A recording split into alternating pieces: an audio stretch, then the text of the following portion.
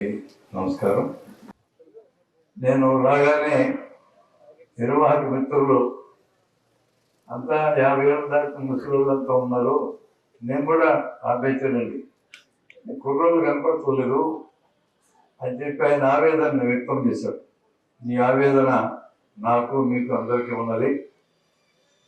ప్రపంచవ్యాప్తంగానే యువతని దారి తప్పించడానికి వీలుగా ఎవడెట్లా పోతే నీకెందుకు, నువ్వు బాగుపడితే చాలు అనే ఫిలాసఫీ నేర్పిస్తా ఉన్నారు.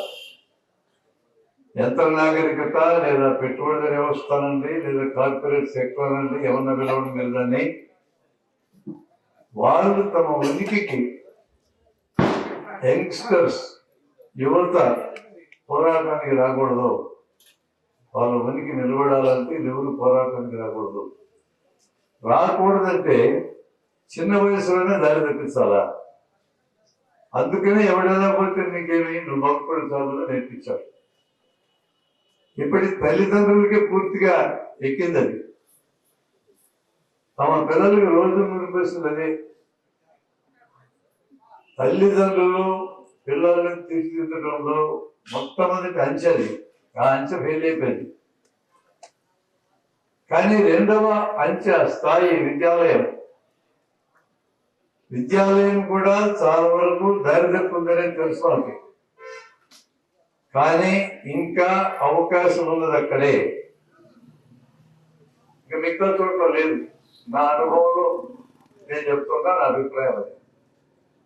దాదాపు 40 ఏళ్ళ నుంచి విద్యార్థులతో నేను పనిచేస్తున్నా. నాకు అర్థమైంది మాత్రం ఇంకా వినడానికి అక్కడ ఉన్నారు. వాళ్ళు వినడం లేదు, మా మాట వినడం లేదు, పెద్దలు లెక్క చేయడం లేదు, దారి తప్పున్నారు, అన్ని డైలాగులు వింటున్నాం. వాళ్ళు వినడం లేదు అంటే దానికి కారణం వాళ్ళు మాత్రం కాదు. వాళ్ళు వినేటట్టు చేసుకోవడం మనకు చేత కాదల్లా. అదే అసలు విషయం.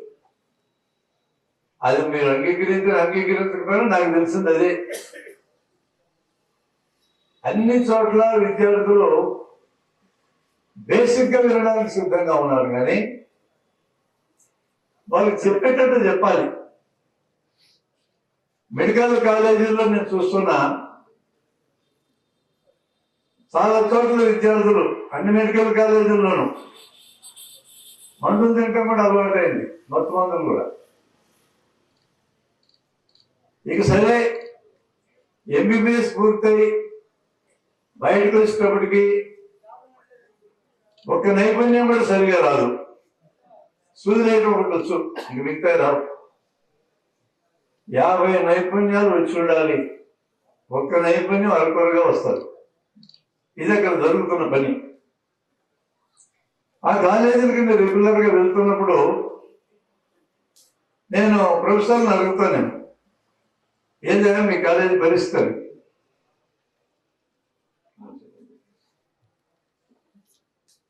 ఒకసారి నేను మమతా మెడికల్ కాలేజీ ఖమ్మం వెళ్ళా. అక్కడ ఉన్న ప్రొఫెసర్లు చాలా మంది నా క్లాస్మేట్లు, నా జూనియర్లు.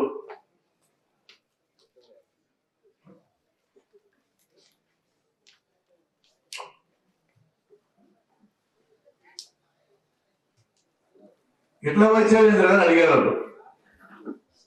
ఏమైనా ఊరూరు తిరిగేటప్పుడు మెడికల్ కాలేజీ ఉంటే అక్కడికి వచ్చి పిల్లలతో కాసేపు మాట్లాడుతూ ఉంటా.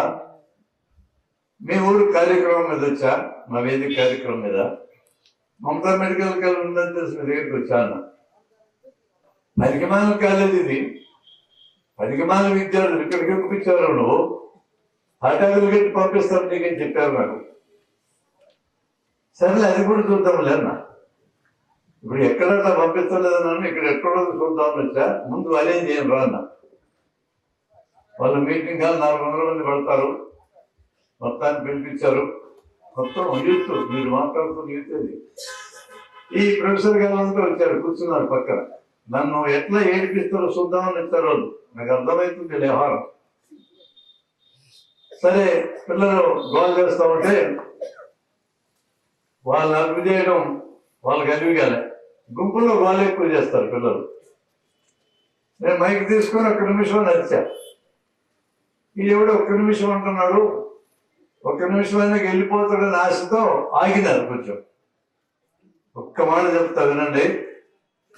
వీళ్ళందరూ ప్రొఫెసర్లు, నా క్లాస్మేట్లు, జూనియర్లు. ఇక్కడ మెడికల్ కాలేజ్ కర్నూలు దగ్గరలో ఇక్కడికి రాగానే మీ గురించి ఏమన్నారో తెలుసా అన్న. ఆసక్తి వింటున్నారు. మా కాలేజ్ అంత ఎదవలు ఐక్యమైన భూమి మీద లేదని చెప్పినారు మీ గురించి అన్న. ఓ నడిచారు. అని మిమ్మల్ని చూస్తుంటారు, కనపడలేదే అన్న. మళ్ళీ సపోర్ట్లు పెట్టారు. గంట సేపు పిలుచుకుని వెళ్ళిపోయినా. అక్కడ మనం నేర్పించాల్సింది, ఏ సమూహాన్ని మనం అడ్రస్ చేస్తున్నామో ఆ సమూహాన్ని కనెక్ట్ కావడం ఎట్లనేది నేర్పించాలా. విద్యార్థులకి కనెక్ట్ అయ్యేటట్టు మనం మాట్లాడితే వాళ్ళు వింటారు. నేను ఆ గురించి మీద కొన్ని మాట్లాడడానికి వచ్చాను.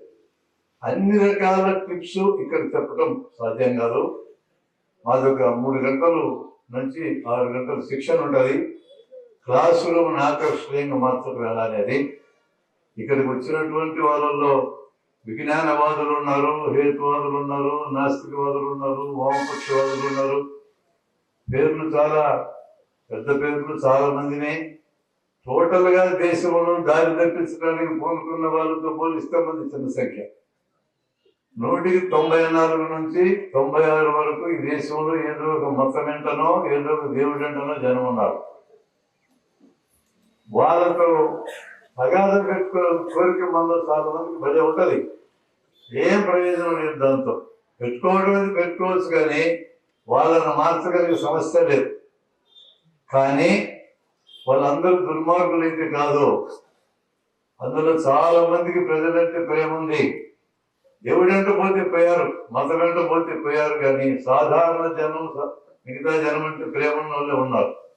వాళ్ళందరినీ పోగొట్టుకోవాల్సిన అవసరం నాకేంటంటే, మీ సంగతి మళ్ళా చూద్దాం, నాకైతే లేదు అవసరం. అందువలన నాకు అర్థమైనంత వరకు వాళ్ళతో తగాదా పెట్టుకోవడం సిద్ధంగా లేదు. ఈ దేశాన్ని మార్చాలని మనం అనుకుంటే ఈ 100కి 94 మంది జనాన్ని వదిలేసి ఆ మిగిలిన 5-6 నేనేం చేస్తా? నాకు సాధ్యం కాదు. అవుతాం వీళ్ళందరినీ నా వైపు తిప్పుకోవాలి. వాళ్ళందరినీ నా వైపు తిప్పుకోవాలంటే 4 అడుగులు నేను వాళ్ళతో ప్రయాణం చేసినట్టే కనపడాలి, 10 అడుగులు నా ఇంట్లో అనిపించుకోవాలి. ఈ టెక్నిక్ అనే దాన్ని మేము నేర్పిస్తున్నాం. నేను నేర్పించడానికి నేను టార్గెట్ గా తీసుకున్నటువంటి వాళ్ళు టీచర్లే.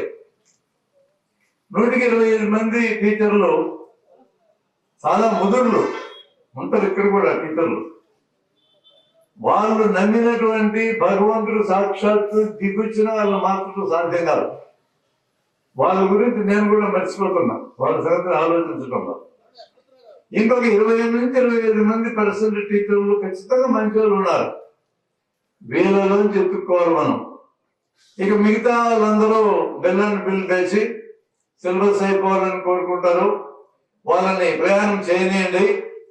సరిగా ఉన్న ప్రజలంటే ప్రేమ ఉన్నా, పిల్లలంటే అభిమానం ఉన్న టీచర్లను కొంతమందిని మనం మార్చుకున్నా వీళ్ళు ఒక ట్రెండ్ సెట్ చేస్తారు. ఈ బెల్ బిల్లులందరూ మన ఇంట రప్పిస్తారు. ఆ చివరి 25 మంది వదిలేయండి. వాళ్ళకి ఎప్పుడో బాకీ ఉన్నాం, జీతాలు ఇస్తా ఉన్నాం, వదిలేయండి. వాళ్ళు ఎవరు కోప్పడొద్దండి నా మీద. మీరు అక్కడో కాదు కదా, మీకు నా మీద ఎందుకు కోపం? మీరందరూ మంచోళ్ళుగా. కాబట్టి మంచోళ్ళు నా మాట వినండి. ఎంతమంది మారితే సమాజాన్ని మార్చగలము అని ఒక లెక్క వేసుకున్నాం మేము.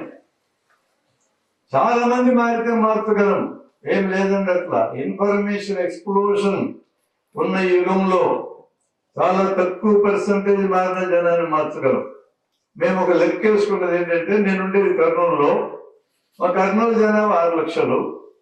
1% జనం అంటే 6,000. 0.1 అంటే 600. 0.01 అంటే 60. 60 మంది ఒకే పద్ధతిలో జనానికి విషయం నేర్పడానికి పూనుకున్న నా చేతిలో ఉంటే నేనే నెంబర్ 1 మా ఊళ్ళో అన్ని సంవత్సరాల కంటే. 600 మంది నా చేతికి వస్తే కర్నూలులో ప్రతి కార్పొరేట్ నియోజకవర్గం లాంటిది ఎవడు గెలవాలో మేము నిర్ణయిస్తాం. 0.1 చాలు మనకి, 1 కూడా అక్కర్లేదు. అంటే ఇన్ఫర్మేషన్ ఎక్స్ప్లోజన్ ఉన్న ఆధునిక యుగంలో critical number for changing the society తగ్గింది. ఈ అవకాశాన్ని మనం వాడుకోవాలనేది నా అభిప్రాయం.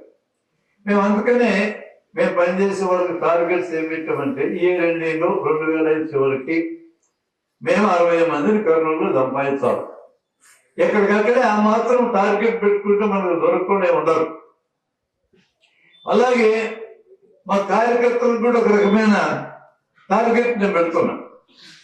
మీ సెల్ ఫోన్ లాంటి దాంట్లో ఎన్ని పేర్లు ఉంటాయని అడుగుతాను నేను.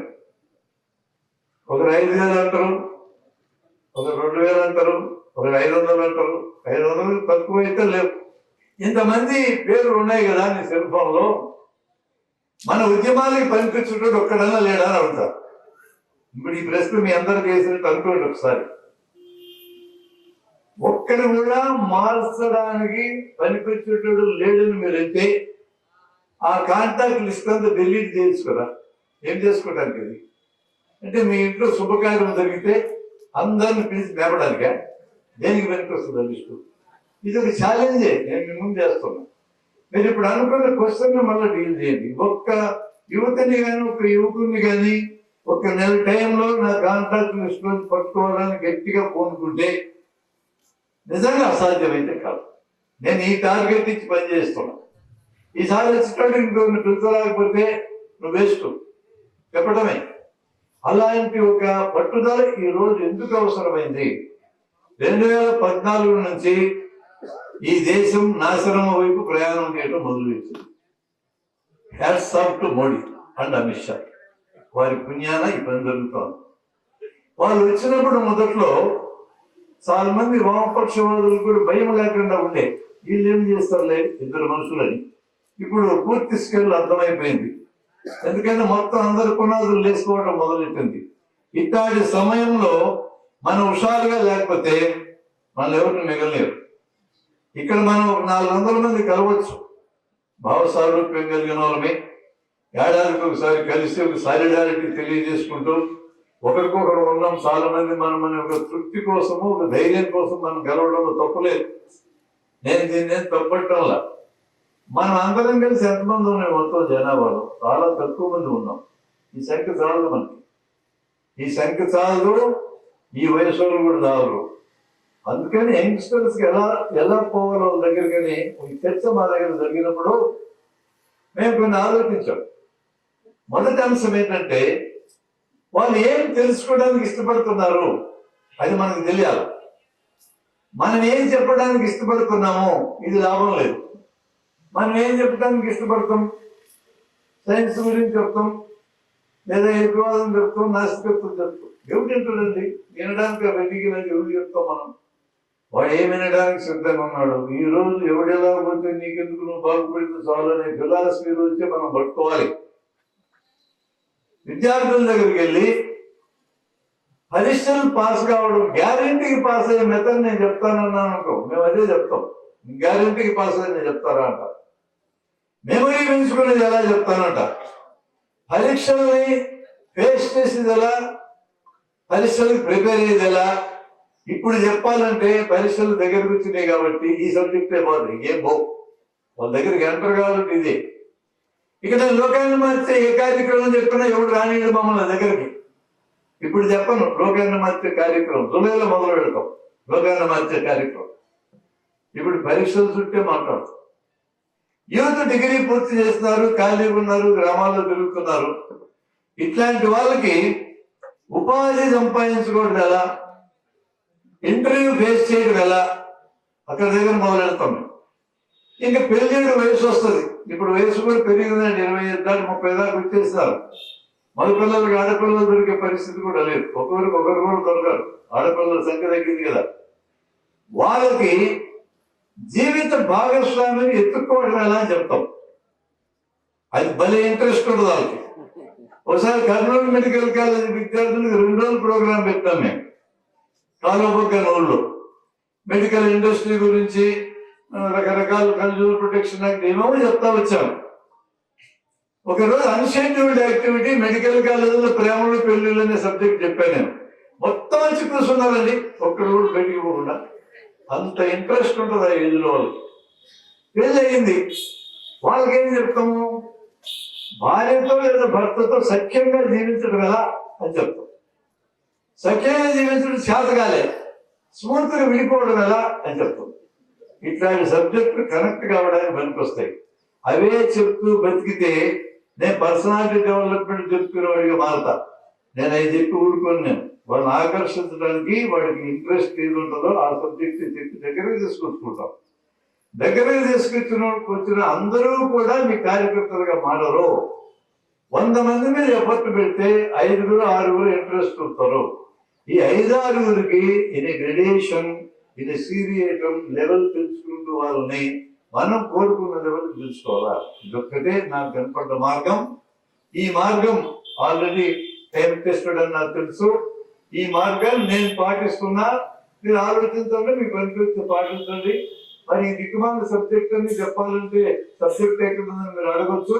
ఇట్లాంటి వాటికి మేము సహాయపడగలం. మా దగ్గర సబ్జెక్టులు ఉన్నాయి, అన్ని సబ్జెక్టులకు కావాల్సిన మ్యాటర్ ఉంది. ఎవరు ఇష్టపడితే వాళ్ళకి నేర్పించగలం, తీసుకెళ్ళి వెళ్ళవచ్చు. దేశభక్తి అంత గొప్పది. ఇప్పుడు దేశభక్తులు ఉంటే మీరు ఈ కూల్ డ్రింకులు తాగే బదులు, అమెరికాకు మేలు చేసే బదులు, మన రైతులు తయారు చేసే టెంకాయ నీళ్ళు, చెరుకు రసం, మజ్జిగ, పాలు ఇవన్నీ ఎందుకు తాగకూడదు? కనెక్ట్ అవుతారు పిల్లలు, ఖచ్చితంగా కనెక్ట్ అవుతారు. నాకు తెలుసు. మీరు ఇప్పుడు పోయి చెప్పండి, ఏ కాలేజీకి స్కూల్కి వెళ్ళి చెప్పండి, కనెక్ట్ అవుతారు. మనము తాగి ఇచ్చే ఈ డబ్బులు, ఒక బాటిల్ మీద 8 రూపాయలు డైరెక్ట్ గా అమెరికా పోతుంది. ఈ డబ్బులు ఇంటెలిజెంట్ గా ఇన్వెస్ట్ చేయాలంటే వాళ్ళ పరిశ్రమలు అతిపెద్ద పరిశ్రమ, ఆయుధాల పరిశ్రమ, దాంట్లోనే పెట్టాలి. మనం చెప్పినట్టు కనపడకుండానే రాజకీయం చెప్తా ఉంటాం. మీరు గమనించండి, ఇది కూడా ట్రైనింగ్ లో భాగం. ఆయుధ పరిశ్రమ ప్రమాదకరమైన పనికి మాలిందని చెప్తున్నాను నేను. ఇప్పుడు ఆ మాట వాడాలా? వాళ్ళు ఆయుధాలు తయారు చేస్తే ఆయుధాలు అమ్ముడుపోతే ఆ దేశం బతుకుతుంది, లేదా వస్తుంది. ఆయుధాలు అమ్ముడుపోవాలంటే ప్రపంచం యుద్ధాలు జరుగుతుండాలా, ఉక్రెయిన్ యుద్ధం జరగాల, ఇక్కడ ఇజ్రాయల్ దగ్గర యుద్ధం జరగాల, ఎక్కడ పెట్టినా జరగాల, లేకపోతే అమెరికా చచ్చిపోతుంది. ఇండియాకి పాకిస్తాన్కి యుద్ధం జరుగుతూనే ఉండాలా, పాకిస్తాన్కి ఆయుధాలు అమ్మాలా, అసలే దివాళిస్తుంది. వాళ్ళ దగ్గరికి ఆయుధాలు కొనుక్కుంటే లేవు, మా దగ్గర పైసలు వంటలు. అలాంటప్పుడు మేము చౌకగా ఇస్తామని ఇచ్చేస్తారు వాళ్ళకి. వాళ్ళకి చౌకగా ఇచ్చేసినాక ఇటు రావులపేట దాకా వచ్చినాం కదా అని ఢిల్లీ కూడా వస్తారు వాళ్ళు. అప్పుడు మన్మోహన్ సింగ్ గారు పెద్ద మనిషి ఉన్న కాలంలో అప్పుడు ఒకడు వచ్చి, మీరు ఆయుధాలు కొంటరా అని అడిగాడు. మేము కొనం అని అడిగినా. ఎందుకు కొనరు అని అడిగాడు వచ్చినాడు. గాంధీ పుట్టిన దేశం మాది, బుద్ధుడు పుట్టిన దేశం, శాంతి కాముకులం మేము ఎట్లా కొంటాం అన్నాడు ఆయన. ఇప్పుడే పాకిస్తాన్కి అమ్మిచ్చినా అన్నాడు. అయితే కొంటాలే అన్నాడు.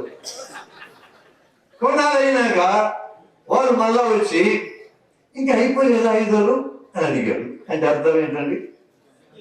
బార్డర్కి అవతల ఉండేది మన పిల్లలే, యువతలు ఉండేది మన పిల్లలే.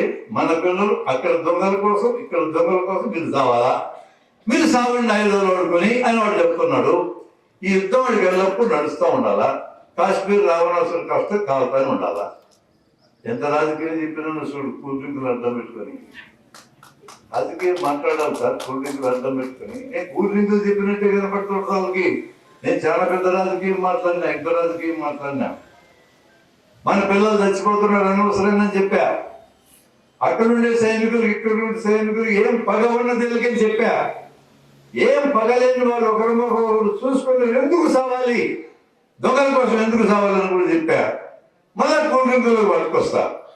ఇలాంటి కూల్ డ్రింక్ మనం తాగాలనా? ఇప్పుడు చేతులు ఎత్తండి, కూల్ డ్రింక్ తాగుతారు అంటే ఒక్కటి చేయొచ్చు. You can see that. అంత సింపుల్ సబ్జెక్ట్లే మనం మాట్లాడాలి. ఇప్పుడు నేను కాంట్రాస్ట్ చూపిస్తా, వినండి.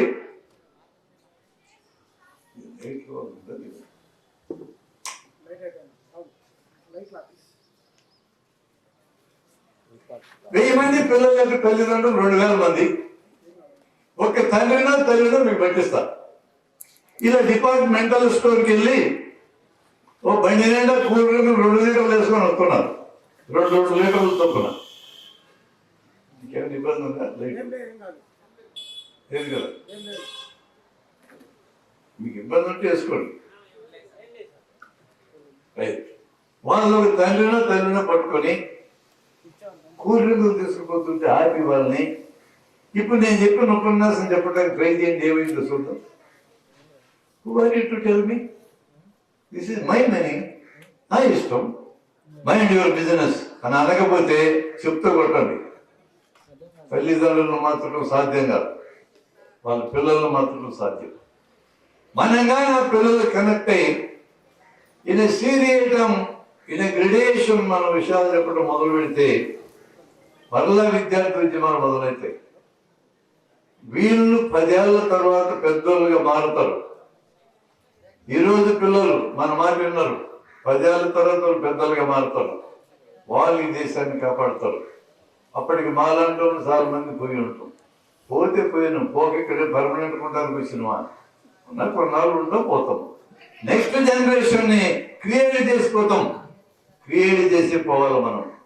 ఆ ఉద్దేశంతోనే ఈ క్లాసు మనం పెట్టడం జరుగుతుంది. ఏ విషయాలు పిల్లలతో మాట్లాడవచ్చానంటే, మేము దాదాపు 50 రకాల విషయాలు ఐడెంటిఫై చేశాం. మీకు ఇంట్రెస్ట్ ఉన్న వాళ్ళకి ఎవరికైనా నేను ముందు మా సుధాకర్కి పంపిస్తా, ఆయన దగ్గర మీ అందరి పేర్లు, మీ వాట్సాప్ నెంబర్లు ఉంటే ఆయన మీకు ఫార్వర్డ్ చేస్తాడు. 42 పేజీల మెటీరియల్ ఉంది. ఆ మెటీరియల్ మీతో నేను పంచుకుంటాను. నేను ఒక్క అంశం ఈరోజు చెప్పడానికి నాకు సరిపోతుంది. ఆ ఒక్క అంశం చెప్తాను. కథల రూపంలో పిల్లలకి చెప్పాలి. కథ అంటే ఇష్టం లేనివాడు భూమి మీద లేడు. మేము పెద్దోళ్ళమైనా కూడా చందమామ కథ చదువుకున్నాం. ఇప్పుడు చందమామ కథ చదవరా మీరు? అసలు కథ అంటే ఇష్టం లేదు ఎవడు, అది మూర్ఖుడైతే తప్ప. ఎవడు మూర్ఖుడు అనిపించుకోవడానికి ఇష్టపడతాడు ఈ భూమి మీద? కాబట్టి కథలు మనకి ఇష్టం. కథ రూపంలో చెప్పాలి. ఏం చెప్పినా ఎంత కఠినమైన విషయమైనా సులభంగా చెప్పడం సాధ్యమవుతుంది. నేను అట్లాంటి కథలు మీకు కొన్ని పరిచయం చేయడానికి వచ్చాను. ఒక చింత చెట్టు కింద ఒక అమ్మాయి కూర్చొని ఉంది. పైన చింత చిగురు కోసుకొని వచ్చి కింద కుప్ప పెట్టింది. ఇంత కుప్ప. ఆ దారిని పోతున్న ఒక ఉద్యోగి అక్కడ నిలబడి ఇది ఎంత అవుతుందమ్మా అని అడిగాడు. అంటే అది ఎంతో కొంత అవుతుంది తెలుసు ఆయనకి, లేకపోతే అడగడు కదా. అట్లా 10 రూపాయలు అన్నది అమ్మాయి. 10 అని అడిగిన. అవు 10 అన్నది అమ్మాయి. అంటే కొంచెం నటించడం కూడా అవసరమేనండి, మీరు కూడా ప్రాక్టీస్ చేయండి. 10 అన్నది అమ్మాయి. చింత చెట్టు కింద కూర్చొని పైన నుంచి చింత చిగురు తీసి కిందకి తెచ్చిపెట్టి 10 అంటావా అని అడిగిన. నువ్వేకి కోసుకో సార్ అన్నది. నేను ఎక్కలేకనే కదా అన్నాడు ఆయన. అందుకే కదా నేను చెప్పింది అన్నది. Simple terms. శ్రమ వలన విలువ వస్తుంది అని చెప్పే కథ ఇది. పైన చెట్టు మీద ఉన్న చింత చిగురు ఈజీ కోడ్, చెట్టు కింద ఉన్న చింత చిగురు రెండు ఒకే రకంగా పనిచేస్తాయి. ఏం తేడా లేదు. పప్పులు వేసుకొని తినొచ్చు, కూరలు వేసుకొని తినొచ్చు, పచ్చళ్ళు వేసుకొని తినొచ్చు. చింత చెట్టు కింద ఉన్న చింత చిగురు ప్లస్ 10 రూపాయలు ఈజీ కోడ్, పైన ఉన్న చింత చిగురు ప్లస్ ఆ అమ్మాయి శ్రమ. ఆ అమ్మాయి అమ్ముతున్నది చింత చిగురు కాదు, శ్రమను అమ్ముతుంది.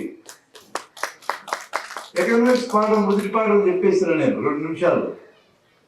మనం ప్రాక్టీస్ చేయాల్సిందే, కథల రూపంలో చెప్పాల్సిందే.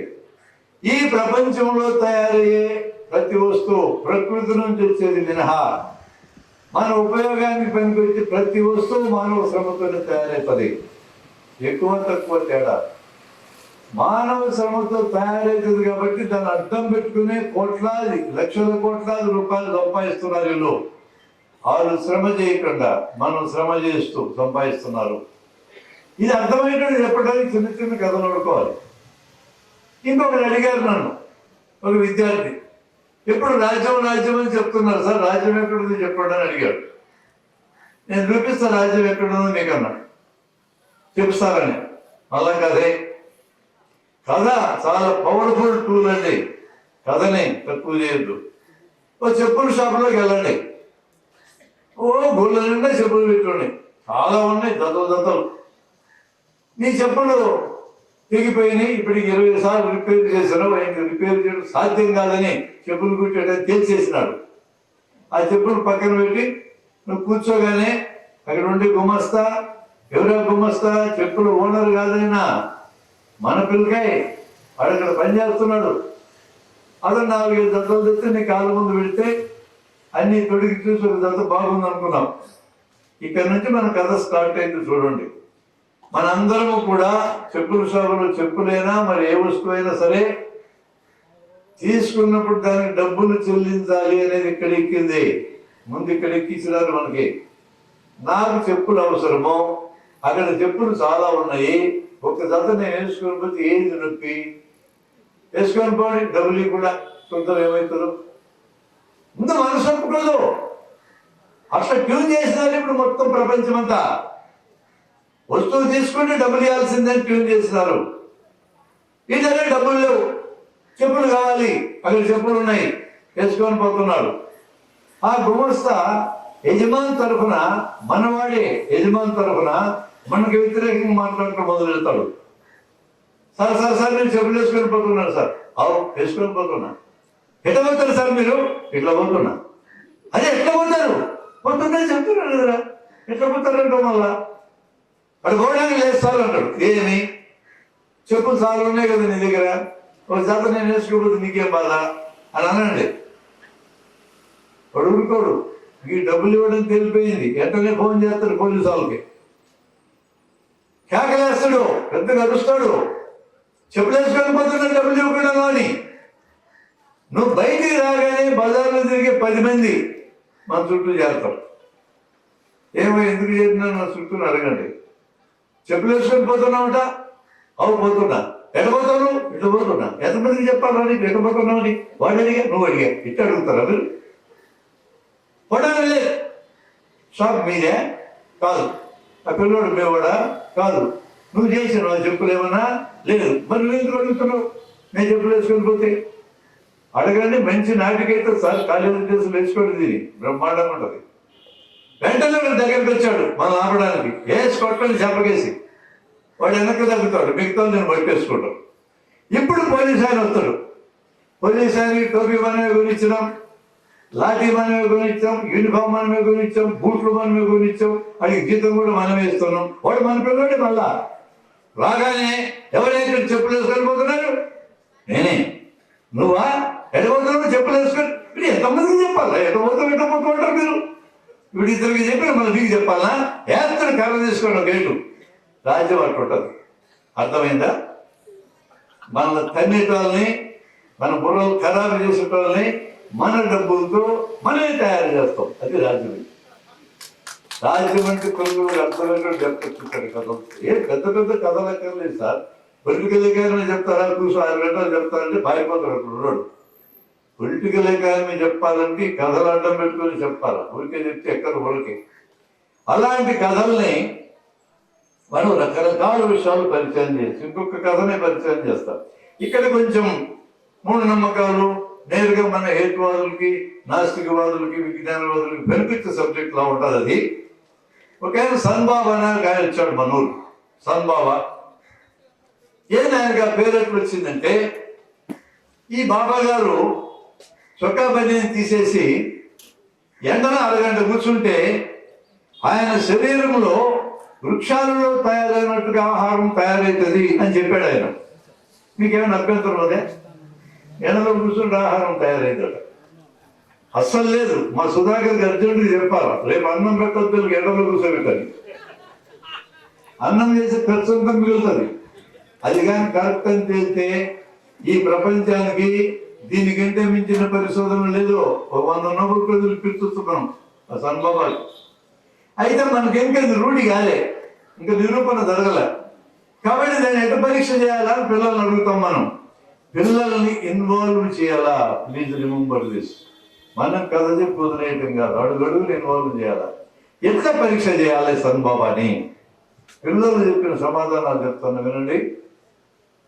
సార్ ఆయన తీసుకురావాలా, రోజు అరగంట ఎండలో కూర్చోబెట్టాలా, తర్వాత తీసుకుని రూములో కూర్చోబెట్టాలా. ఎండలో ఉన్న టైంలో, రూములో ఉన్న టైంలో మనం 10 మందిని చుట్టూ కూర్చొని కాపలా గాయాలా? ఎందుకురా కాపలా అన్నా? తిట్టడేమో దొంగతనంగా, అందుకని కాపలా గాయాలా. మరి మీరేం చేస్తారు? మేము 3 పూటలు మిగుతాం సార్, మాకు ఇంకా రూఢిని నిరూపించబడలేదు కదా. నిరూపించబడితే మేము కూడా ఎండలో కూర్చుంటాం. అప్పటిదాకా మేము 3 పూటలు తింటాం. ఒక ఏడాది కాపలా కాస్తాం. ఇట్లా ఏడాది ఏం తినకుండా బతికితే అని అన్నాను నేను. బతికితే అంతకంటే కావాల్సింది ఏమది సార్? మొత్తం టీచర్లకు జీతాలు ఇచ్చే పని లేదు, ఉద్యోగులకు జీతాలు ఇచ్చే పని లేదు. మరి చదవన్నాడు సార్ ఇప్పొస్తాం, అసలు డబ్బులు లేక ఇబ్బంది పడుతున్నారు సార్, ఈ పని చేయండి అని చెప్తామని చెప్తానన్నాడు. వాడికి అంతలో తిరుగుతేటండి చూడు. ఇదిగా జరిగితే ఎంత మీరు ఇప్పుడు పరిపాలించడానికి అప్పులు తెచ్చుకునే పని ఎవరి జీతాలు లేదు. ఇప్పుడు భోజనం పెట్టి అయిపోయా ఎంత వద్దు, ఎండలో కోసం వెళ్దాం, భోజనం కూడా లేదు. ఇట్లాంటివన్నీ చెప్తారు. ఇది ప్రయోగం చేసే విధానం. సాధ్యమవుతుందా? కాదు. ఇక్కడ వాడికి కథ ఎక్కడ చెప్పాలంటే కిరణజన్య సంయోగ క్రియ పాఠం చెప్తారే మీరు క్లాసులో, అప్పుడు చెప్పాలి. కథ చెప్పి కిరణజన్య సంయోగ క్రియ చెప్పాలి. 6CO2 + 6H2O is equal to C6H12O6 + 6O2 అనే ఫార్ములా బోర్డు మీద వేసి ఈక్వేషన్కి అటు ఇటు ఈ ఎలిమెంట్ సమానం ఉండాలి లెక్క చూపి ద్రవ్య నిత్యత్వ సిద్ధాంతం అది. ఇందులో కిరణజన్య సంయోగ క్రియ ఫోటోసింథసిస్ జరగాలంటే ఏమేమి కావాలని పిల్లలతో చెప్పించి, ఎండ కావాలి, సూర్యరశ్మి ఉంది, నీళ్లు కావాలి, తాగాడు, కార్బన్ డైఆక్సైడ్ పీల్చాలి, పీలుస్తున్నాడు, పత్రహరితం ఏది లేదు కాబట్టి అంత ఆహారం తయారయ్యే సమస్య లేదు అని చెప్పాలి. ఇప్పుడు దీని రిలేటెడ్ ఇట్లాంటి క్వశ్చన్ మళ్ళా మేము పిల్లల్ని వేస్తాం. మనం పండుగలు వచ్చినప్పుడు మామిడాకు పెరుకొచ్చి కుట్టి వాటిని తోరణాలు కడతాం కదా, దీన్ని ఏం చేద్దామని అడిగాను నేను. కట్టుకుంది సార్, మనకేమి ఎవరి ఇష్టం వాడు కట్టుకుంటాలి అన్నారు పిల్లలు. నేను కూడా అదే ఒప్పుకుంటున్నా. వాటిల్లో వాడి ఇష్టము, మామిడాకులు తెచ్చాడు కట్టుకోడు, మీకేందు నొప్పి కట్టుకొని అదే సాంప్రదాయం ఉన్నాడు వదిలేయండి, మా నమ్మకం అన్నాడు వదిలేయండి, మా పెద్దలందరూ చేస్తుంటే నేను చెప్పినా వదిలేయండి, ఆ రోజులు పోవద్దు మీరు. ఎవరికి ఇబ్బంది లేని కార్యక్రమం, మా సాంప్రదాయ అలవాటు, మా కట్టుబాటు, మా తగ్గినం అంటే వదిలేసేయండి, వాళ్ళు పడుచుకోవద్దు. కానీ ఒకడు వచ్చినాడు చదువుకున్నాడు, ఇవన్నీ చెప్పిపోయినారు వీళ్ళందరూ. ఎందుకు అట్లా ఆకులు తీసి కడతారంటే అన్నాడు. ఎందుకయ్యా అన్న, చెట్టు నుంచి మామిడాకులు లాగేసిన తర్వాత కూడా కిరణజన్య సంయోగక్రియ జరిగి ఇంట్లోకి ఆక్సిజన్ వస్తుంది, తండోపు తండాలుగా, అందుకని కడుతున్నారు అన్నాడు. ఈ నొదలకూడదు, అస్సలు వదలకూడదు. వాడు నా సైన్స్ అని పుట్టలు ఏళ్ళు పెట్టాడు, వాడి కర్మకు తప్పదు. వాడి పుట్టలు ఏళ్ళు పెట్టకపోతే వాడు పుట్టలు ఏళ్ళు పెట్టాడు. ఇప్పుడు మనం ఇందాక చెప్పిన కిరణజన్య సంయోగక్రియ ప్రయోగించాలి. ఏమేముంది ఏమేమి తెలుస్తుంది. సూర్యరశ్మి ఉంది, పత్రహరితం ఉంది, గాలి నుంచి కార్బన్ డైఆక్సైడ్ ఉంది, నీళ్ళు లేవు. మరి ఆల్రెడీ ఆకులో ఉన్న నీరు కొంతసేపు పనిచేస్తుంది కదా అన్నాడు. ఎస్, ఎంతసేపు? కొన్ని గంటలు. తర్వాత ఆక్సిజన్ తండాలు వస్తున్నావు కదా. నీళ్ళు అందుబాటులో లేకపోతే కిరణజన్య సంయోగక్రియ జరగదు. మనం ఆ సూత్రం పట్టుకొని కానీ మామిడి తోరణాలు ఎక్స్ప్లెయిన్ చేస్తే నో అఫెన్స్, మేమేది ఎవడు రాడు. మీరు ఇట్లా చెప్పకుండా మనకు అలవాటైన భాష ఉంటుంది. మామిడాకులు తోరణం కడతాడు, బుద్ధి లేదు, ఆకులు పెరిపి తిట్టి కడతావా? ఏ మూఢనమ్మకమా ఇది? పనికిమాల మూఢనమ్మకం తిట్టండి, ఖచ్చితంగా 10 మంది రప్పించుకోవడం మీ మీదకి. ఏం అవసరం ఎదవలందరితో మనకి. అట్లా మనం ఎందుకు కొట్లాడాలా? సబ్జెక్టే చెప్పు, సబ్జెక్ట్ అంటే నిరికించు. అట్లా కాకుండా ఇంకా చెప్పేటోళ్ళు చూశారు. ఏ ఆకులను పేర్కొచ్చుకొని ఇంటికి వెళ్తే కూడా కిరణజన్య సంయోగక్రియ జరిగి డబ్బులకు ఆక్సిజన్ వస్తుందా? అలాంటప్పుడు మామిడాకులు ఎందుకు పీకాలి? గబ్బుతుమ్మకులు తీసుకురావచ్చు కదా అని చెప్పినాడు ఒకడు. పెద్ద కొట్లాట జరిగింది. గబ్బుతుమ్మకులు అంటావా మమ్మల్ని అంటే పార్వతమ్మ ఆకులు కట్టుకోవడం, ఉమ్మెత్తాకులు కట్టుకోవడం తగాదాకు వచ్చారు. అట్లా మనం ఇరిటేట్ చేయాల్సిన అవసరం లేదు. వాడికి బుర్రలో లైట్ వెలిగేటట్టు చేయాలి. ఆ లైట్ వెలిగేటట్టు మనకు అందుబాటులో సూత్రంతోనే చేయొచ్చు. వాళ్ళు ఇరిటేట్ చేసిన పని మనకేమొచ్చింది? అట్లా ఇరిటేట్ అయినటువంటి వాళ్ళే కొన్ని చోట్ల టీచర్లు పట్టుకొని గొడవలు పట్టుకెళ్ళి ముక్కులు నేలకానించిన సందర్భాలు చూసినాను నేను. అట్లాంటి ఎదవసంతంతో దేశంలో తయారైనాక వాళ్ళందరినీ అట్రాక్ట్ చేయాల్సిన అవసరం మనకేముంది? మనం పిల్లలు ఇప్పటికిప్పుడుగా తయారు చేసుకున్నాం అనుకో, కొత్తగా ఆలోచించేటోళ్ళని వీళ్ళే చెప్పుకుంటారు జవాబాలకి. మనం పోయి చెప్పాల్సిన అవసరం ఏముంది? మనం టార్గెట్ కావాల్సిన అవసరం ఏముంది? వాళ్ళని టార్గెట్ చేయాలా మన పిల్లలని పెద్ద సమూహంతో. దానికి రీజనబుల్గానే ఎక్స్ప్లెయిన్ చేసి చెప్పాలి. అందుకని ఆల్రెడీ ఉన్న సూత్రంలోనే చెప్పడం మనకు సాధ్యమవుతుంది. అలాగే ఒక ఊరికి, కడప జిల్లాలో ఊరికి ఒక అతను వచ్చాడు, నేను పెద్ద మంత్రాలు నేర్చుకుని వచ్చా అన్నాడు. మనకి అభ్యంతరం ఏం లేదు మంత్రాలు నేర్చుకునే వాళ్ళతో. ఋషికేశ్లో ట్రైనింగ్ అయినా నేను ఈ మంత్రాన్ని ఉపయోగిస్తే బంగారం 2 రెట్లు అవుతుంది, మీ ఇంట్లో సొమ్ములన్నీ గుడ్స్ పెట్టండి, నేను 2 రెట్లు చేస్తానన్నాడు.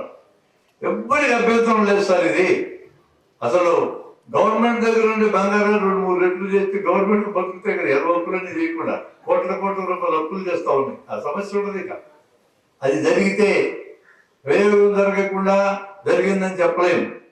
దీన్ని ఎడదేల్చాలని పిల్లల ముందు పెట్టాను.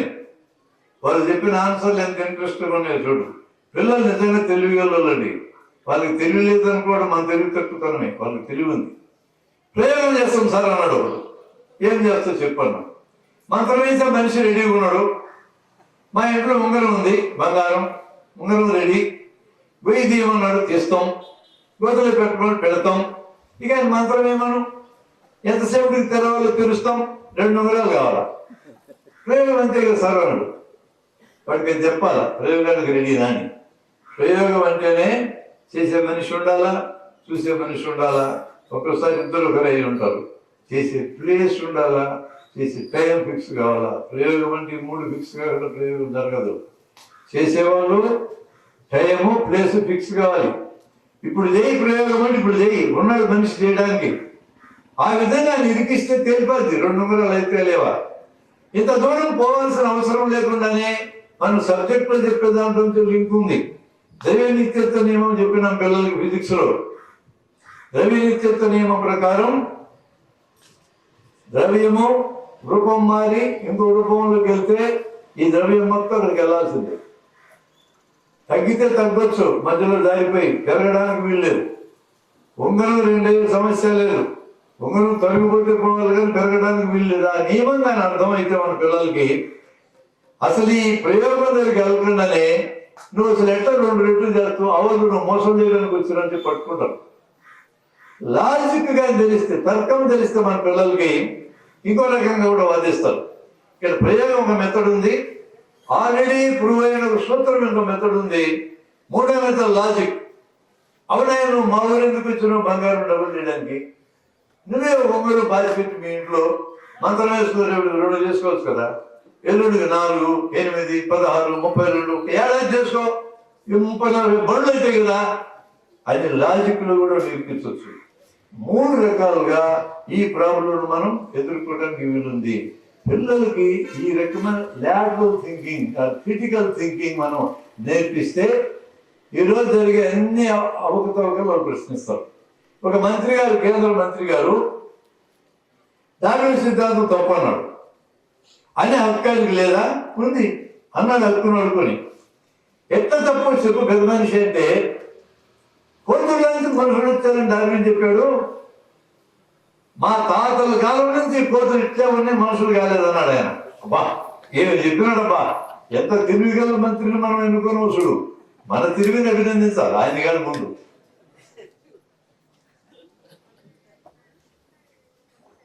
ఈయన ఒక్కడే తెలివిగలడు కాదు, ఇంకా చాలా మంది ఉన్నారు అక్కడ. డార్విన్ ఎప్పుడు చెప్పినాడే కోతుల్లోంచి మనుషులు వస్తారని? చెప్పలే Darwin. Origin of species book అంతా చదువు, కోతుల్లోంచి మనుషులు వచ్చారు రాయాల. ఆయన చెప్పింది ఏంటంటే, ఇప్పుడున్న అన్ని రకాల కోతుల జాతులకి మనుషులకి పూర్వం ఒక కామన్ యాన్సిస్టర్ ఉన్నారు. ఆ కామన్ యాన్సిస్టర్ మాయమైపోయింది, లేదు ఇప్పుడు. అది ఆ జంతువు అనేది వెళ్ళిపోయింది. ఇవన్నీ వచ్చినాయి. ఇవి మారుతాయా మారవా? మారుతాయి కానీ మనుషులు వస్తారో ఎవరికి తెలియదు. వస్తాయా లేవా? ఎప్పటికైనా వస్తాయా లేవా? ఈ మనిషి ఎన్నాళ్ళు బతుకుతున్నా అడిగాం, ఎన్నాళ్ళు బతుకుతుంది ఎవరికి తెలియదు. ఇప్పుడు మనం వచ్చి 3 లక్షల ఏళ్ళు లేదు, అంతవరకు చెప్పగలం. ఇంకెన్ని ఏళ్ళు బతుకుతారు అనేది భవిష్యత్తు తేల్చాలి. Struggle for existence, survival of the fittest, ప్రకృతి వలనం, నేచురల్ సెలక్షన్ అని తేల్చాల. ఇప్పుడున్న లక్షణాలు ఇట్లే ఉంటే మనకి ఎన్నాళ్ళు బతుకుతూ నాకే తెలియదు, అనుమానం ఉంది నాకు. మన కళ్ళెదురుగానే జీన్స్ మారిపోయినాయి. గత 40 ఏళ్ళ నుంచి దక్షిణ భారతదేశంలో జీన్స్ మారి అఫ్లెంట్ జీవితం ఉన్న వాళ్ళు, కొంత సుఖమయమైన మధ్యతరగతి జీవితం జీవించే వాళ్ళకి బొడ్డు చుట్టూ ఫ్యాట్ తయారు కావడం మొదలైంది. పై నుంచి చూస్తే సన్నగా ఉంటాడు, కాళ్ళ నుంచి చూస్తే సన్నగా ఉంటాడు, పొట్ట దగ్గర లా ఉంటాడు. ఇదే లక్షణం కానీ కొనసాగితే మనకు పుట్టే పిల్లలకి ఈ లక్షణం వస్తుంది, వాళ్ళ పిల్లలకి వస్తుంది. అంతే 1000 ఏళ్ళు 2000 ఏళ్ళు బతుకుతామేమో, అంతకంటే బతకమేమో. మరి ఈ భూమి 400 కోట్లేలు 200 కోట్లేలు ఉంటుందట కదా. భూమి ఉంటుంది, మనం ఉండం అంతే. ఆ విధంగా మనం చెడగొట్టుకుంటాం. మన కళ్ళెదురుగా మారుతుందని చెప్పడానికి ఇంకా సాక్ష్యాలు ఉన్నాయి. ఎందుకంటే మొన్న వచ్చిన కరోనా వైరస్ 4 సార్లు మారింది మన కళ్ళెదురుగా. మ్యుటేషన్స్తో మారింది. మ్యుటేషన్స్తో మారుతుందని ఆ విషయం డార్విన్ చెప్పాల. తర్వాత వచ్చిన డివిరీస్ చెప్పాడు. డార్విన్ జీవ పరిణామం జరుగుతుందని చెప్పాడు. ఎటు జరుగుతుంది ఆయన చెప్పాల, తర్వాత ఆయన చెప్పాడు. ఇదంతా చదువుకోకుండా ఎందుకు మాట్లాడతారు ఈ పెద్ద మనుషులందరూ నడిపించినట్టు? అంటే ఈరోజు దేశంలో తెలివితేటలు లేని వాళ్ళని, నడిపించినట్టు మాట్లాడే వాళ్ళని, ఎవరిని పెడితే వాళ్ళని పదవులకు ఎక్కిస్తూ మొదలు పెట్టాం మనం. ఇంకొక పెద్ద మంత్రి ఆయన బొంబాయిలో హాస్పిటల్ ఓపెన్ చేయడానికి వెళ్ళి అన్ని కథలు సుమండి, సంఘటనలు కూడా కథల్లాగే చెప్తాం. ఆసుపత్రి తెరవడానికి వెళ్ళి డాక్టర్ల గురించి ఏదైనా మాట్లాడాలి కదా. మన దేశంలో ప్లాస్టిక్ సర్జరీ అనాది కాలం నుంచి ఉన్నాడు. Very good. ఎవరా మొదటి ప్లాస్టిక్ సర్జరీ? శివుడు అన్నాడు. ఏం ఆపరేషన్ చేసినాడు పైన అనంటే అది కూడా ఆయనే చెప్పాడు.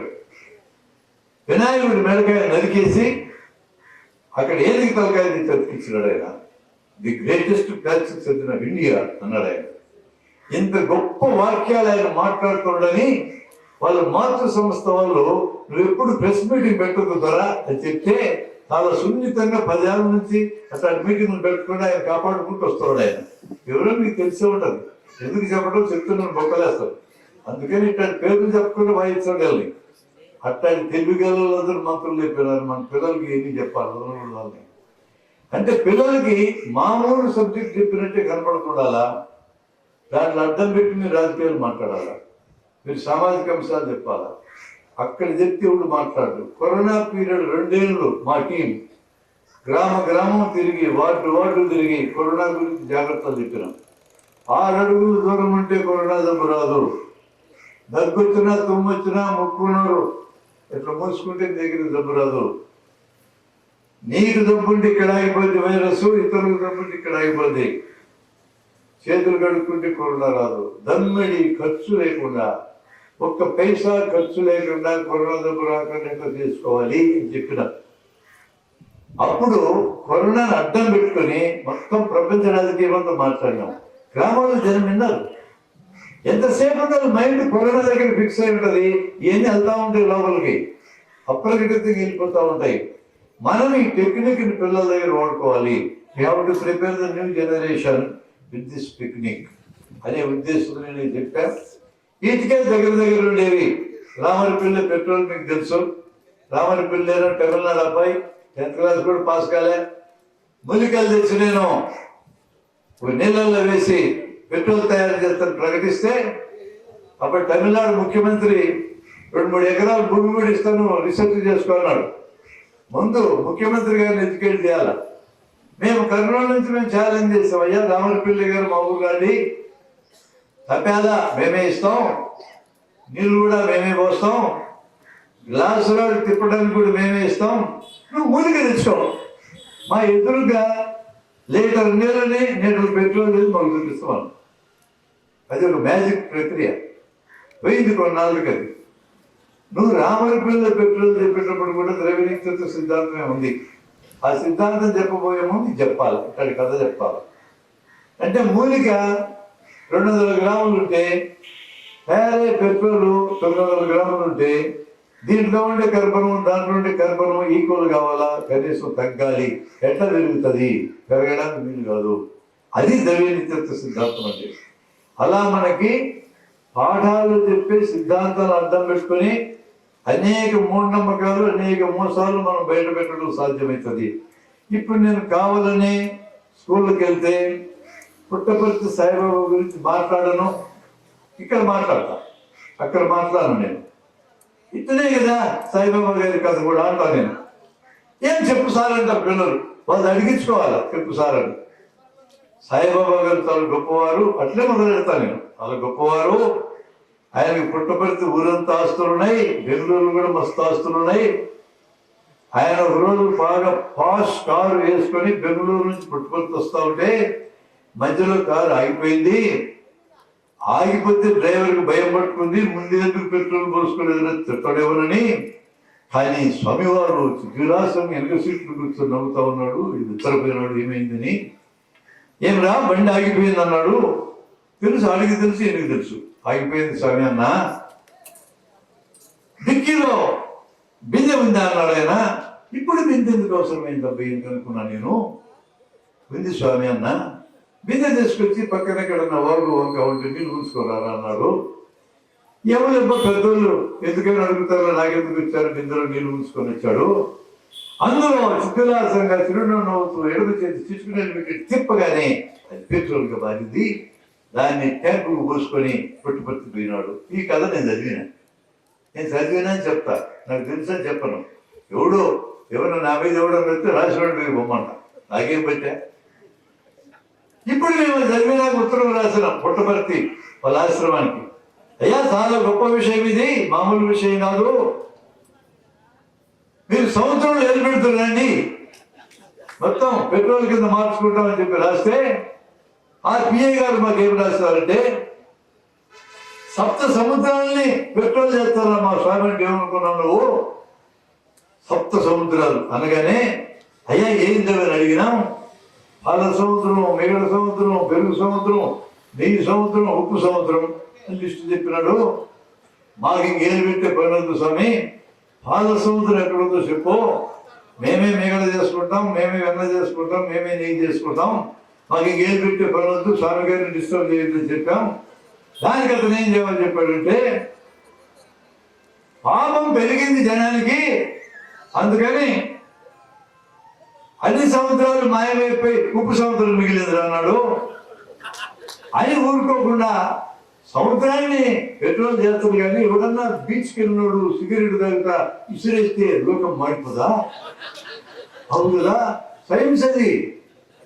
పెట్రోల్ నిప్పేస్తే కాలుతుంది, మళ్ళీ సైన్సే వాడుకుంటాడు. అప్పుడు దాకా మేము ఏమనుకున్నాం, శ్రీశైలం రిజర్వాయర్లో చేపిద్దాం అనుకున్నాం చెయ్యి. మాకు అర్థమైంది శ్రీశైలం రిజర్వాయర్లో ఎవడన్నా సిగరెట్ వేసినా కూడా మొత్తం కాలు పడిపోతుంది. మన నల్లమల అడగతా ఏది కాలకుండానే చెట్లన్నీ నరుక్కుని హైదరాబాద్ పట్టుకెళ్తున్నారు మా ఎమ్మెల్యేలు అందరూ. అట్లాంటిది శ్రీశైలం వేయిస్తే ప్రమాదం అవుతుంది, వద్దు సార్ అట్లా వేయొద్దు, మా ఊర్లో బావులు ఉన్నాయి, పైన మూటలు పెట్టినాం, ఇక్కడ వచ్చి ఏం పెడుతురా అని అడిగినాం మేము. చాలా ఏం చేయమంటాం, అది కూడా చెప్పొచ్చును ద్రవ్యనిత్యత్వ సిద్ధాంతం కిందని. అందుకని క్లాస్ రూమ్లో మాట్లాడుకునే సిద్ధాంతాలు అడ్డం పెట్టుకొని మీరు ఎంత సబ్జెక్ట్ అయినా మాట్లాడడానికి వీలవుతుంది. పర్సనాలిటీ డెవలప్మెంట్ మీద, దేశ చరిత్రల గురించి, దేశభక్తుల చరిత్రల గురించి, ఆవిష్కరణల గురించి, రోజువారీ ఉపయోగపడే నాలెడ్జ్ గురించి, టెక్నిక్స్ గురించి 50 రకాలు మనం మాట్లాడగలం పిల్లలతో. ఖచ్చితంగా పిల్లల్ని మనం అట్రాక్ట్ చేయగలం, మన వయసులో నిమిత్తం లేకుండా మనం అట్రాక్ట్ చేయగలం అనేది మీకు నేను మనవి చేస్తున్నా. అభ్యుదయవాదులను జనరల్గా ఎండింగ్ పెట్టాం. మనం రకరకాల వాదులు ఉన్నాం ఇక్కడ. అందరి వాదులు ముందు పిల్లల్నే పట్టుకోవాలి. ఈ విషయాన్ని మనకు మొదట నేర్పించిన వాళ్ళు మీకు నచ్చదా పేరు చెప్తే, దాని పేరు RSS. నాకు చాలా ఇష్టం ఆ సంస్థ అంటే. ఎంత గొప్ప విషయం నేర్పారు తెలుసా? సరస్వతి శిశు మందిరాలు పెట్టి చిన్న వయసులోనే పిల్లల్ని తమకు అనుకూలంగా తయారు చేయడం మొదలుపెట్టారు. అవునా కాదా? వాళ్ళకి ఆ తెలివితేటలు ఉపయోగపడి ఇప్పుడు 3 జనరేషన్ల మనుషులు తయారైనారు. ఈరోజు చదువుకున్న వాళ్ళలో ఉన్నంతమంది మూఢనమ్మకాలు కలిగిన వాళ్ళు భూమి మీద ఎక్కడా లేరు. అంతమంది మూఢనమ్మకాల వాళ్ళని తయారు చేసి పెట్టారు. మొన్న 14లో మోడీ గారు గెలిచింది కేవలం పురుగ్గా కాదు, 3 తరాల జనం మద్దతు గెలిచినాడు. ఈ రోజు వాళ్ళకి సరస్వతి శిశు మందిరాలు అక్కర్లేదు. దేశంలోని స్కూల్ అన్ని అలాగే 3 టర్మ్స్ అలాగే. యూనివర్సిటీలు మొత్తం వాళ్ళు పెట్టారు, ప్రతి వ్యవస్థలో వాళ్ళు పెట్టారు, సైన్యంలో పెట్టారు, పోలీసుల్లో పెట్టారు. ఇంత ప్రమాదం వచ్చినాక కూడా అభ్యుదయవాదులు అనుకుని మనం మేలుకోకపోతే మనల్ని రక్షించే భూమి మీద లేనే లేరని మనం చేస్తా ఉన్నాం. ఇప్పుడు మేలుకోక తప్ప. ఇక్కడ మనకు చిన్న చిన్న డిఫరెన్స్లు అన్నీ అవతల పడేసి కామన్ పాయింట్స్ ఎక్కడ ఉంటే అక్కడ మొత్తం కలిసి పనిచేయాలి. అందుకనే మీరందరూ మా మిత్ర సంస్థలే, మా జనవిజ్ఞాన మిత్ర సంస్థలని మేము భావిస్తున్నాం. వితౌట్ ఎనీ కండిషన్స్ మేము ఎవరితోనైనా అగ్రీడ్ అంశాల మీద కలిసి పనిచేయడానికి సిద్ధంగా ఉన్నాం. మేమేదో పెద్ద రేవరీతి చెప్పామనుకోరండి, గత్యంతరంలాగా చెప్తున్నా. ఎవరికి లేదు గత్యంతరం ఈ రోజున. ఉన్నతమైన అద్భుతమైన ప్రత్యామ్నాయ భావజాలాన్ని నిర్మించి జనంలో నిరంతరం పట్టుకెళ్ళకపోతే మనం మిగలం. కేవలం రాజకీయంగా ఒక అవకాశం వచ్చి ప్రభుత్వం ఒకవేళ మనాలు చేతికొచ్చిన భావజాల నిర్మాణం చిన్న వయసు నుంచి జనంలో తయారు చేయకపోతే అది మిగుల్చుకోలేము మనము. అంబేద్కర్ చెప్పినాడు ఆ కాలంలో, మీకు రాజకీయంగా రిజర్వేషన్లు ఇప్పిస్తున్నా నేను, దీన్ని ఆధారం చేసుకొని సాంఘికంగా ఆర్థికంగా అభివృద్ధి కావడానికి మీరు కృషి చేయకపోతే ఇది కూడా మేము మిగలన్నాడు. సరిగ్గా అదే జరుగుతుంది. ఈరోజు 75 ఏళ్ళు అయిపోయిన తర్వాత మనం ఖచ్చితంగా హుషారు పడాల్సిందే, మనం ముందుకు వెళ్లాల్సిందే. దానికి తగినటువంటి సబ్జెక్ట్ అని మన దగ్గరికి తెచ్చుకోవాల్సిన అవసరం ఉందన్న అభిప్రాయం. ఒక మాట నేను చెప్పి ముగిస్తా. ఒక పేరు పొందిన బాబా, ఆయన కోయంబత్తూరు ఉంటాడు, భలే అందంగా ఉంటాడు, భలే మాట్లాడతాడు. ఆయన ఇంగ్లీష్ ఆయన మాట్లాడితే చచ్చినట్టు కూర్చొని ఇంటుంటాం. అంత గొప్ప ఆయన ఒక స్టేట్మెంట్ ఇచ్చాడు. జాగ్రత్తగా స్టేట్మెంట్ ఏనండి. ఎట్లా మేధావులను దారి తెప్పిస్తారో మీకు తెలుస్తుంది. 12,000 మంది మేధావులు కూర్చున్న మీటింగ్ అది. 2 వాక్యాలు చెప్పాడు ఆయన. ఈ క్షణంలో మీరందరూ జీవించి ఉన్నారు అన్నాడు. చప్పట్లు పెట్టారు. అందరూ జీవించి ఉన్నారు కాబట్టి చప్పట్లు పెట్టారు. వెంటనే ఈ క్షణంలోనే మీరందరూ మరణించున్నారు అన్నాడు. మళ్ళా చప్పట్లు పెట్టారు. అర్థం కాల మన మేధావులు ఎక్కడున్నారు? నువ్వు జీవించని ఉండాలా, మరణించని ఉండాలి. 2 కావడానికి ఎట్టు కుదురుతుంది? క్షణాన్ని ఫిక్స్ చేస్తే either should live or should die అంతే. నీ శరీరంలో కణాలు పుడుతున్నాయి, కణాలు మరణిస్తున్నాయి కదా ఆయన మాట్లాడింది. అది మాట్లాడుతున్నా అభ్యంతరం లేదు. ఎప్పుడు కణాలు పుడుతుంటే కొన్ని కణాలు వస్తుంటాయి. ఇప్పుడు నువ్వు మొత్తంగా బతికున్నావు, మొత్తంగా చచ్చిపోయి ఉన్నావు. ఎంత సపోర్ట్లు పెట్టారు వీళ్ళు? 12,000 మంది మేధావులు, ఐటీ మేధావులు. అంటే ఇంత పెద్ద మూర్ఖుల సంతని దేశంలో తయారు చేసి పెట్టాం మనం. ఎంత కష్టమైన పని మనకు ఉంటుందో మీరు ఊహించండి. ఆ కష్టం పట్టడానికి మీరు సిద్ధపడాలా, మనందరం సిద్ధపడాలా. అందుకనే నాకు తెలుసు నేనేంటో. నేను దేవుణ్ణి పూజించను. ఎందుకని అడిగాడు. ఉన్నాడని తెలిసినాక పూజిస్తాలే చెప్పి. ఉన్నాడని తెలిసినాక నాకు ఇంకా తెలియదు, నీకు తెలిస్తే చెప్పన్నా. నాకు తెలుసు అన్నాడు. అయితే నిరూపించన్నా. నీకు తెలిస్తే నిరూపించన్నా. అయినా నమ్ముతున్నాడు. నీకు నమ్మకమే, ఇంకొకటి నమ్మకాలతో నాకే పని అన్నా. అందుకని 2 స్టేట్మెంట్లు నేను ఇస్తున్నాను. ఎవరి దగ్గరికి వెళ్ళా నేను ఎవరితోనే ఈ 2 స్టేట్మెంట్ చెప్పగలను. అరే బాబు, మీ పనులు ఏమన్నా దేవుడు చేసి పెడతారో చెప్పండి అని అడుగుతాను. ఓ ప్రముఖ RSS నాయకుడి ఇంటికి వెళ్ళారు సార్. నేను వెళ్తే వాడు పూజ గదిలో ఉన్నాడు. బయటికి రాలే. 7 గంటలకు వెళ్తే ఒక అరగంట అయినా గంట చెట్టు కొట్టాడు. అంటే దేవుడికి చెప్పాడు వెళ్ళిపోతున్నా అని. అది భార్య మంచినీళ్ళు ఇచ్చింది. కూర్చోన్నా వస్తున్నానే, అరగంట అయినా వచ్చాడు. ఏమిరా ఎంతసేపు పూజ చేస్తున్నావు అంటే, చేయాలి కదా అన్నాడు వాడు. ఎందుకన్నా? మరి పనులన్నీ దేవుడు చేసి పెడతారు కదా, పూజ చేయకపోతే ఎట్లా అన్నాడు. సర్లేలాగా నీకు వాదించి లాభం లేదు, తెల్లగాయతం తీసుకో, ఉదయం నిద్రలేసినప్పటి నుంచి రేపు ఉదయం నిద్రలేసినాక ఏమేమి పనులన్నీ చేస్తావు రాయి, వాటిలో నువ్వేం చేసుకుంటావు దేవుడు ఏం చేస్తాడు రాయన్న. వాడు చాలా సీరియస్ ఫెలోస్ ఉండాలి. అందుకే వాళ్ళకి నచ్చుతారు. సీరియస్ ఫెలోస్ మనం ఎప్పుడైతే తగదపడాల్సింది. ఉదయం పోతే కాగితం రాసి పెట్టాడు. అన్ని పనులు ఎదురుగా నిద్రలేసింది నేనే, స్నానం చేసింది నేనే, పళ్ళు తమ్ముతుంది నేనే, తిన్నది నేనే, నిద్ర నేనే, అన్ని నేనే రాసుకుంది. మరి ఒక్క పని కూడా దేవుడు చేయడం లేదు కదా. అవును నిజమే అన్నాడు. మరి ఇంక పూజ ఎందుకు పోయి గంట సేపు అన్నా, నేను చెయ్యాలి అన్నాడు. వాడు మానేసి ఆ గంట కూడా 4 గంటల దాటి చేసేట్టు ఆలోచించుకుంటా ఉన్నాడు. ఎంత తప్పు చేసినా చూడబ్బా, మరి అట్లే ఊరేగిరిస్తూ పోయేది. అంత సీరియస్గా ఉంటారు వాళ్ళ సీరియస్నెస్ మనకు రావాలి. ఎత్తడి గురించి నేను మాట్లాడుతున్నాను, నాట్ ఫిలాసఫీ. వాళ్ళు రిగ్రెసివ్ ఫిలాసఫీని ఫాలో అవుతున్నారు, సమాజాన్ని వెనకబట్టుకెళ్ళాలనుకుంటున్నారు. దాన్ని నేను కోరడంలా. మెథడాలజీ సీరియస్గా ఉంది, దాన్ని ఎదుర్కోవాలంటే కూడా మెథడాలజీ సీరియస్ మెథడాలజీ వాడాల్సిందే. నేను హంబుల్ రిక్వెస్ట్, నేను టైం అయిపోయిందిగా చెప్తున్నా, మనం ఖచ్చితంగా యూత్ను పట్టుకోగలము. అండర్లైన్, మన మెథడాలజీ వాడాలి. వాళ్ళకి ఏదైతే వాళ్ళు అంగీకరిస్తారో అక్కడి నుంచే బయలుదేరాలా, మన వైపు తిప్పుకోవాలా. అందులో ముందుకి పైకి వచ్చినటువంటి మనం లాక్కొచ్చుకొని మన పిల్లలతో చెప్పుకోవాలా. మనం ఆదుర్దపడి దొరికినట్టు దేవుడు చెప్తామని తొందరపడక్కర్లేదు. మనం ఏం చెప్పక్కర్లా, వాళ్ళ జీవితంలో దేవుడు లేకుండా పోతారు. నీ ప్రవర్తన చూసి జనం నేర్చుకుంటారు, నీ ప్రీచింగ్స్ని బట్టి జనం నేర్చుకోరు. మా ఇంట్లో నా పిల్లలకు దేవుడు లేడని చెప్పాలా, ఉన్నాడని కూడా చెప్పాలా. ఒకరోజు నా కొడుకు వచ్చి నన్ను అడిగాడు, ఎంత మేలు చేసేవి నన్ను అన్నాడు. ఏం మేలు చేస్తారో అదనంగా నీకన్నా.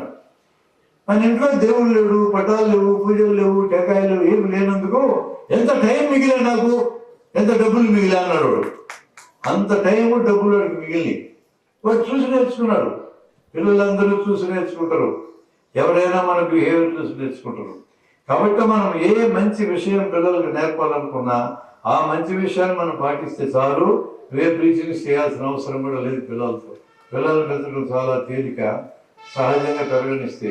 చాలా కష్టం మనం పెరగాలనుకుంటే. ఒక్కసారి మళ్ళా దయచేసి బిడ్డల శిక్షణ చలము గారు రాశారు 90 ఏళ్ళ నాడు. ఆ బుక్ను మళ్ళీ పాత ఎడిషన్ తెచ్చుకొని చదవండి. కొత్త ఎడిషన్లో కథలు లేవు, పాత ఎడిషన్లు ఉన్నాయి, అద్భుతమైన కథలు. ఇంతటితో నేను ముగిస్తా. Thank you very much.